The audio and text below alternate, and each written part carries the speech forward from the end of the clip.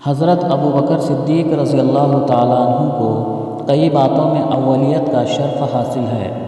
مردوں میں سب سے پہلے انہوں نے اسلام قبول کیا، قرآن مجید کو سب سے پہلے کتابی شکل میں جمع کرایا اور اسلامی ریاست میں بیت المال قائم کیا۔ حضرت محمد صلی اللہ علیہ وسلم نے انہیں صدیق کا لقب دیا۔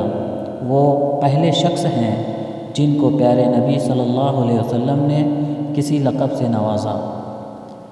حضرت ابو بکر صدیق رضی اللہ تعالیٰ عنہ تقریباً 23 سال اللہ کے رسول صلی اللہ علیہ وسلم کی پاک صحبت میں رہے۔ وہ ایک دن کے لیے بھی حضور صلی اللہ علیہ وسلم سے جدا نہیں ہوئے۔ بڑی سے بڑی مشکل میں بھی انہوں نے آپ صلی اللہ علیہ وسلم کا ساتھ نہیں چھوڑا۔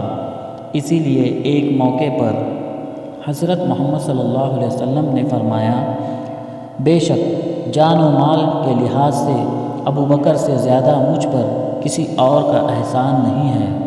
یہ سن کر حضرت ابو بکر صدیق رضی اللہ تعالیٰ عنہ رونے لگے اور عرض کی، یا رسول اللہ صلی اللہ علیہ وسلم، یہ جان و مال کہ کسی اور کے لیے ہیں؟ ایک موقع پر حضور صلی اللہ علیہ وسلم نے فرمایا، ابو بکر، میں نے تمام لوگوں کے احسانات کا بدلہ چکا دیا ہے، لیکن تمہارے احسانوں کا بدلہ اللہ تعالیٰ دے گا۔ حضرت ابو بکر صدیق رضی اللہ تعالیٰ عنہ کا انتقال سن 634 عیسوی میں ہوا۔